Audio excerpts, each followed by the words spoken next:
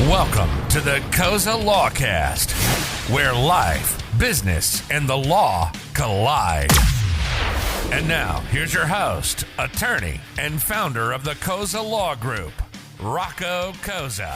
Hey everyone, welcome to another episode of the Cozza Lawcast. My name's Rocco, and in today's video, I want to talk to you about 3 ways to get money for your business. Now, it's the end of 2020. It's been a crazy year. A lot of clients and potential clients have called us recently looking for ways to get money for their business, whether they bring in an investor or find a lender or a partner.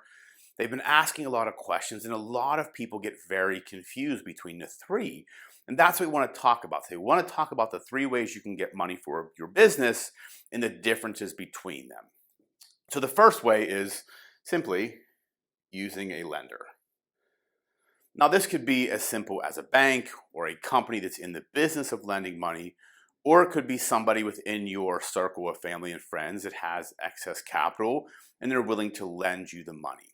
And a lender is typically someone that, hey, here's $20,000. I don't want to be involved in your business. I'm not expecting any profits.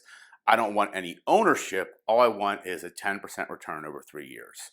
So that's truly a lender. They're giving you money in exchange for a return of an interest rate. That's the simplest way to bring money into your business. I mean, you just take the money, you memorialize it with a promissory note or some sort of loan document, and you pay that person back over time. That's the first way to bring money into your business and probably the simplest. Now, the second way is bringing on an investor. Now, this is where things start to get a little tricky, right? A lot of people come to us and say, hey, I want to bring on an investor, but they don't necessarily know what that means. A true investor is really someone who's giving money to a business with an expectation of a return of profit. They may not be involved in the business. They may be actually a silent investor. They have no voting or management rights. They're not actively involved. They're just giving, say, $50,000 for a piece of the profit. Now, there are federal and state laws in place to protect people like this, to protect investors.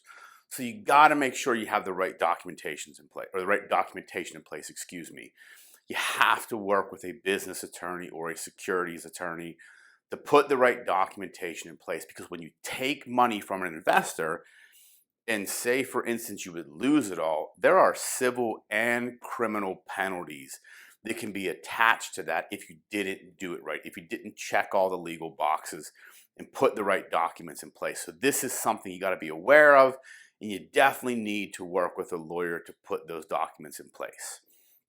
Now, the third way to bring in money into a business is using a partner. Now, a lot of people confuse these two, and the real difference is an investor has no involvement in the business. They're just giving money in exchange for a return of profit. A partner is actively involved in the business. Now, a lot of people favor partners, and I do as well, because you can get money and expertise from an individual. I'll give you an example. So a few years ago, we had a client that had a great business, but kind of fell on hard times, and they were looking for some money, but they also needed someone that had a certain level of expertise. They actually found an individual that was willing to invest $20,000 into the business and also invest their time and open their network. So we created the right documents, put the partnership agreement in place. This person put the money into the business, opened their network, got actively involved, and everybody was happy. The business grew, the partner made money, the business made money. It was a great result for everybody. And this is a great way to bring money into a business and also bring expertise. But it's a little bit different than an investor, because there are just different requirements. You got to have the right documentations in place, right? If I have an LLC and I bring on a partner, they become a member of the LLC, and they're subject to the operating agreement or the members agreement. And you got to have those documentation in place, or that documentation in place, So what I'm trying to tell all of you is there are ways to get money for your business, especially in the world in where we're living today. This is 2020. It's crazy. There are ways. Don't get discouraged. But if you're thinking of bringing on an investor or a partner, or even using a personal lender, make sure you work with an attorney to put the right documentation in place. You need to make sure you protect yourself, protect your business, and protect the people that are coming in and giving money to that business, right?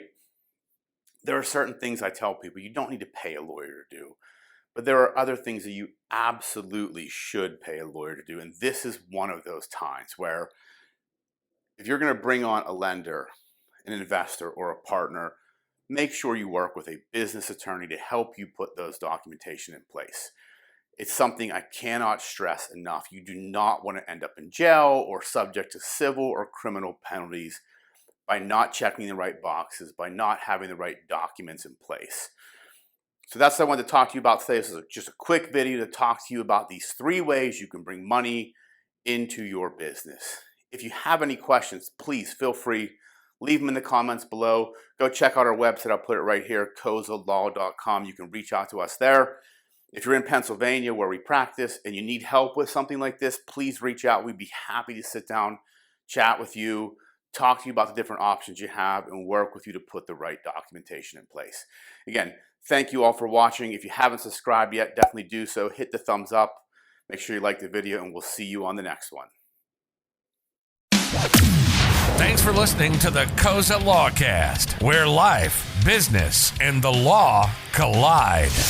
To find out more about the Cozza Law Group, check out www.cozzalaw.com.